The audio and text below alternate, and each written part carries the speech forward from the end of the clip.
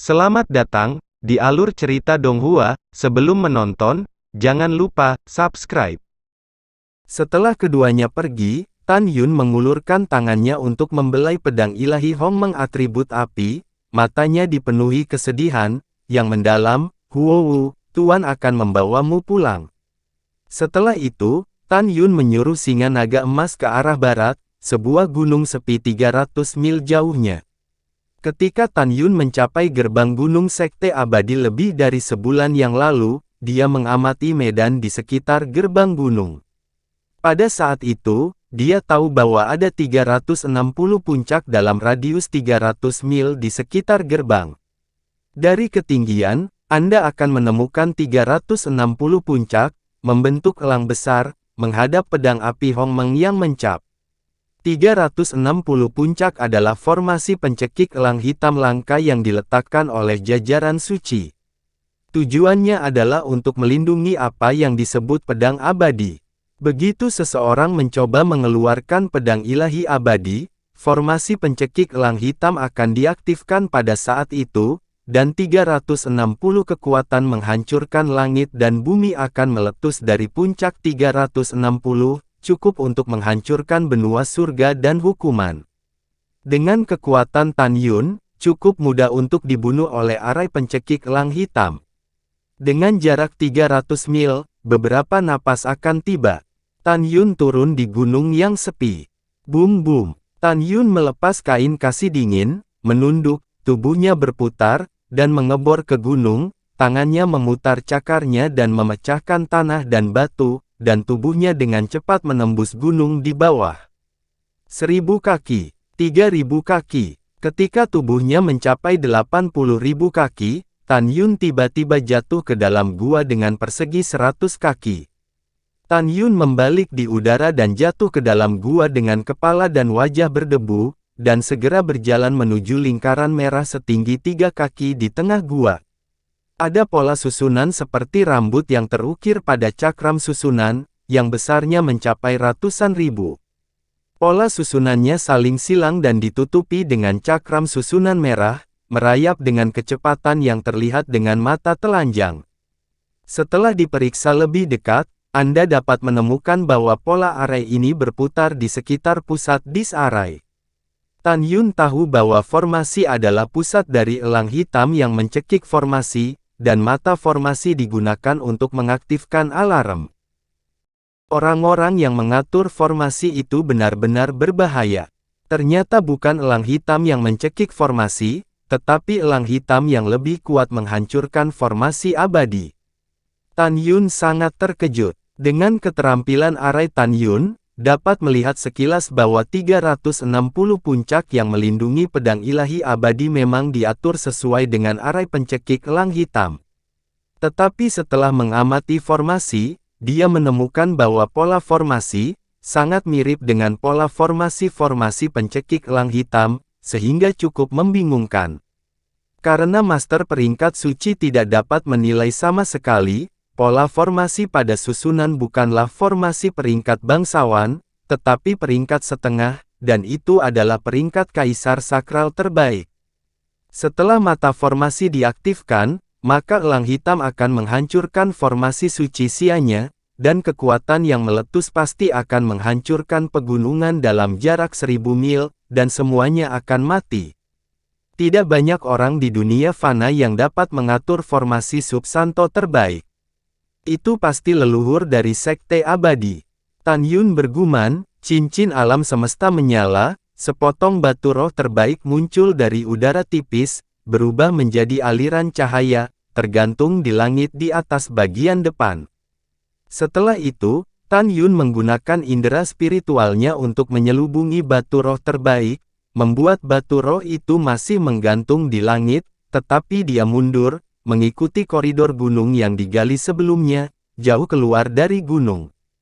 Saat memanipulasi batu roh di gunung, segera mengendarai singa naga emas, dia terbang melintasi 100 mil kehampaan dan muncul di gunung lain. Jika Anda menatap dari langit, Anda akan terkejut menemukan bahwa gunung yang baru saja dikunjungi Tan Yun dan gunung yang sekarang berada, adalah 360 puncak yang membentuk mata Suanying. Boom boom, Tan Yun membuka jalan lagi dengan kedua tangannya, memutar tubuhnya dan menggali ke dalam gunung sedalam 80.000 kaki, dan ditempatkan di sebuah gua besar. Seperti yang diharapkan oleh Tan Yun, ada juga barisan berwarna merah di tengah gua. Tan Yun mengamati sebentar, dan memastikan bahwa cakram formasi persis sama dengan cakram formasi di gunung lain. Jika mata formasi dibuka, batu spiritual berkualitas tinggi sudah cukup. Dengan lambaian tangan kanannya, sepotong batu roh terbaik menyapu dataran rendah dan melayang di depan mata. Segera, Tan Yun mengendalikan batu roh untuk mengapung, dan kemudian kembali meninggalkan gunung. Setelah itu, Tan Yun mengenakan kasa dingin nafas kura-kura, menaiki singa naga emas, terbang lebih dari 300 mil di kehampaan dan muncul di depan gunung sekte abadi. Mulailah, Tan Yun segera mengendalikan kesadaran spiritualnya. Saat ketika batu spiritual berkualitas tinggi di dua gunung tertanam di kedua mata pada saat yang sama, pedang ilahi Hongmeng seluas 30.000 meter persegi bergetar untuk sementara waktu, dan ruang di sekitarnya bergidik untuk sementara waktu. Sejauh ini berarti Tan Yun, tanpa sadar mengangkat kendali arai Suanying Miexian dari pedang api Hongmeng. Tuan, apakah itu Anda? Suara wanita yang lemah dan indah di pedang ilahi Hongmeng terdengar dari benak Tan Yun. Huowu, ini aku. Tan Yun, bagus. Tuan, bawa pulang Huowu. Tangisan Huowu tiba-tiba berhenti, dan Tan Yun tahu bahwa dia telah koma lagi. Oke, Tuan akan membawamu pulang. Begitu dia selesai berbicara, Tan Yun melambaikan tangannya dengan lintasan misterius dari dadanya. Tiba-tiba, gumpalan kekuatan spiritual yang ramping, seperti kecebong, menembus tanpa henti ke dalam pedang ilahi Hongmeng. Tan Yun melanggar larangan atribut api Grand Meng Excalibur, teknik pemenjaraan biadab. Tan Yun sangat akrab dengan teknik kurungan ini, karena teknik kurungan berasal dari tangan mantan bawahan, Patriark Raksasa Liar. Patriark adalah dewa liar. Jelas, setelah Tan Yun memasuki siklus reinkarnasi abadi, pedang ilahi Hongmeng Huwu disimpan oleh dewa liar. Tujuan dari teknik pemenjaraan yang ditetapkan oleh dewa liar, Tan Yun langsung tahu, itu untuk mencegah Huowu jatuh ke tangan orang lain. Setelah teknik pemenjaraan liar diatur, kecuali dirinya sendiri, tidak ada pratiksi fana di benua hukuman surgawi yang dapat mengangkat. Oleh karena itu, setelah menemukan Huowu di tanah abadi 80.000 tahun yang lalu, master-master dari sekte abadi tidak dapat menyingkirkan teknik pemenjaraan. Baru pada saat itulah Huowu dianggap sebagai pedang abadi dan didirikan di depan gerbang gunung. Sebagai pedang Zenshan, sebagai simbol sekte peri abadi. Dan dipasang arai Suanying Xianxian untuk mencegah dicuri. Pada saat ini, jika leluhur sekte peri abadi tahu bahwa Tan Yun telah mengambil simbol sekte peri abadi, dia pasti akan melompat keluar dari peti mati. Ledakan. Tan Yun mengangkat lengan kanannya dan memukul dadanya, darah ungu tua menyembur keluar dari mulutnya. Pengorbanan darah. Tanpa perlu kerja keras, Tan Yun memanipulasi kerja kerasnya, membentuk totem dalam kehampaan dengan kecepatan tinggi. Ada pola darah padat di totem berwarna darah, dan 4 kata darah, Hongmeng Supreme, muncul di tengah pola darah.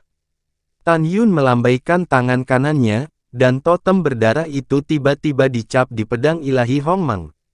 Segera, pedang ilahi Hongmeng membuat getaran ringan, dan saat menelan totem berdarah, Tan Yun merasakan hubungan darah dari pedang ilahi Hongmeng.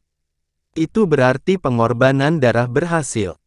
Datang. Dalam sekejap, pedang ilahi Hongmeng 30.000 kaki tiba-tiba menyusut, berubah menjadi seberkas cahaya merah dan masuk dalam kepala Tan Yun. Adapun tulisan, Sekte Abadi, Penyusup Mati, yang tertulis di pedang, telah dihapus oleh Tan Yun. Tan Yun tahu betul bahwa Huowu, roh pedang ilahi atribut api, terluka parah ketika dia meninggal dan memasuki siklus reinkarnasi. Jika dia ingin mendapatkan kembali kekuatannya, dia harus menyatu dengan jiwanya selama bertahun-tahun. Waktu berlalu, 16 hari kemudian. Kompetisi jimat berakhir lebih cepat 12 hari yang lalu. Pada saat ini, kompetisi jimat-jimat ketiga telah berada di platform tinggi selama 12 hari. Saat Tan Yun terbang di atas ladang keberuntungan abadi, Tan Tai Xuanzong, Tang Xinying, Shen Subing, Zhong Wuxiao, dan Gongsun Ruoxi di platform tinggi merasa lega. Bayangan Zhong Wuxiao berkedip, dan dia keluar dari susunan suci ruang dan waktu biji sesawi kelas menengah, melemparkan dirinya ke dalam pelukan Tan Yun, memeluk Tan Yun dengan erat, dan tersedak dengan bunga pir di wajahnya. Dari mana saja kamu? Dalam 32 hari ini, aku sangat khawatir. Gadis bodoh, jangan menangis, bukankah aku kembali dengan baik? Tan Yun dengan lembut menyeka air mata Zhong Wuxiao, membungkuk, mulutnya dekat dengan telinganya, dan berbisik, aku punya sesuatu, aku akan memberitahumu ketika aku meninggalkan sekte peri abadi. Iya, Zhong Wuxiao mengangguk, dan menatap Tan Yun dengan getir, jika Anda ada masalah di masa depan, Anda harus memberitahu saya terlebih dahulu, jika tidak aku akan benar-benar khawatir. Siap nurut perintah, nona kecil. Tan Yun tersenyum. Kamu pedofil, aku akan mengabaikanmu. Zhong Wuxiao yang menawan dan malu. Uhuk-uhuk. Suara wanita dengan batuk terdengar di telinga. Tan Yun melepaskan Zhong Wuxiao, tetapi ketika dia melihat Shen Subing muncul di sampingnya. Murid hormat kepala tetua. Tan Yun dengan hormat. Kemana kamu pergi? Shen Subing berkata dengan marah, Kepala Tang dan Xiao, dan saya telah mencari Anda selama sebulan penuh, tetapi saya tidak ketemu, dan kami baru 2 hari yang lalu. Tan Yun merasa bersalah, dan berkata dengan tergesa-gesa, hormat ke kepala, alam rahasia abadi terlalu besar, murid salah arah jadi kesasar. Subing, sudah, jangan salahkan Tan Yun. Suara Tan Tai Xuanzong datang dari platform tinggi, kamu tidak bisa masuk lagi setelah meninggalkan formasi suci. Kamu dan Tan Yun menunggu di luar. Bawahan, murid mematuhi perintah. Shen Subing dan Tan Yun berkata serempak. Tan Yun, Shen Subing dan Zhong Wuxiao berdiri berdampingan. Xiao, bagaimana dengan divisimu pada akhirnya? Tan Yun bertanya sambil pegang tangan lembut dan tanpa tulang Zhong Wuxiao. Guruku hampir sekarat karena marah. Zhong Wuxiao menghela nafas, artefak istana jiwa akhirnya mencetak 7.890 poin dan peringkat pertama, sekte abadi, karena kamu membunuh Tuo Bazantian. Kehilangan master tingkat tinggi, dan akhirnya mendapat 6.900 poin. Dan skor sekte suci Huangfu kami, hanya 4.120 poin. Setengah kecil dari poin semuanya diperoleh oleh kakak Gongsun, Master berkata, setelah kembali ke sekte akan diberi hadiah, jika bukan karena dia, divisi senjata mungkin hanya memiliki 2.500 poin. Mendengar ini, Tan Yun mengangguk. Ngomong-ngomong, Xiao, bagaimana dengan jimat? Zhong Wuxiao sedikit terkejut, Tan Yun, meskipun hasil pertandingan ketiga jimat belum keluar, saya memperkirakan total skor akan melebihi Qimai. Karena Huangfu menurut kabar, dia sebenarnya adalah master jimat tingkat tinggi. Di babak kedua dan ketiga dari pertandingan pertama kompetisi talisman, dia mengalahkan 2 lawan seperti kakak senior Gongsun. Sayang sekali, bahwa seluruh murid jimat levelnya jauh dari level murid istana jiwa dan sekte abadi. Bahkan jika Huangfu tidak peduli seberapa kuat dia tidak dapat mengubah nasib kekalahan divisi Pil. Mendengar itu Tan Yun mengangguk, dan Huangfu memanggil paman tuan kepada master, dia kemungkinan besar adalah keturunan leluhur. Orang ini, di usia muda, sudah menjadi master jimat tingkat tinggi, dan dia memiliki masa depan yang cerah. Tan Yun menghela nafas, dan Shen Subing berkata dengan ringan, kamu menebaknya dengan benar, Huangfu Tingfeng memang keturunan patriark, dan dia juga salah satu calon penguasa berikutnya. 8 hari berlalu. Kontes rune ketiga berakhir. Meskipun Huang Fu memperbaiki harta karun kelas atas, Flying Heaven Escape Jimat, itu tidak bisa membalikkan kekalahan jimat Huang Fu Shengzong. Pada akhirnya, Sekte Abadi mencetak 8.010 poin, peringkat pertama. Istana Jiwa mencetak 7.990 poin, peringkat kedua. Sekte Suci Huang Fu memiliki 4.790, yang terakhir. Tan Tai Xuanzong telah mengantisipasi kekalahan Fu Mai, tetapi dia sangat memuji Huang Fu, dia berteriak dengan ramah kepada keponakannya.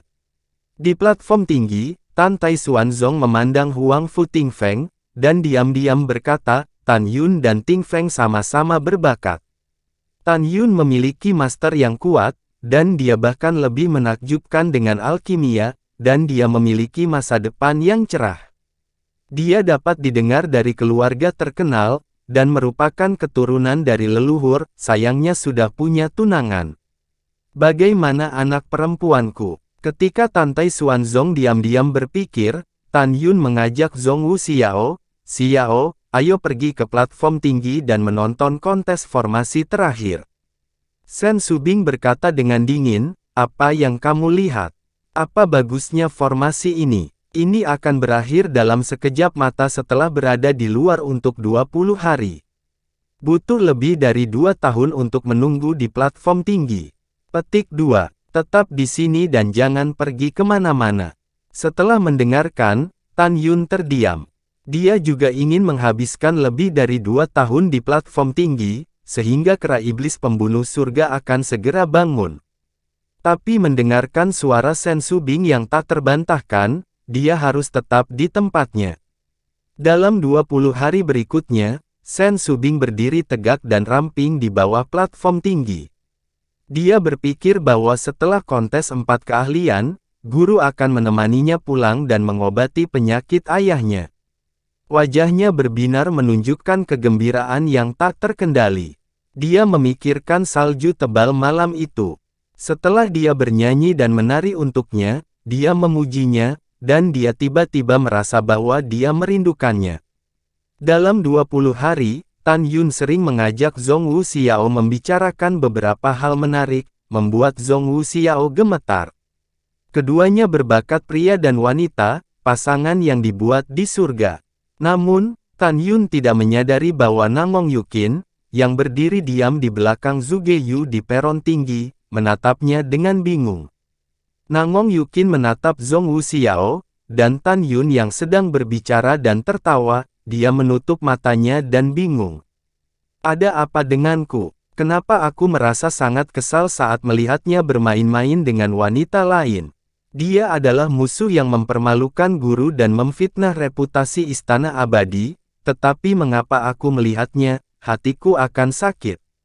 Aku benci diriku sendiri. Kenapa aku tidak ingin melihat musuhku dekat dengan wanita lain? Kenapa?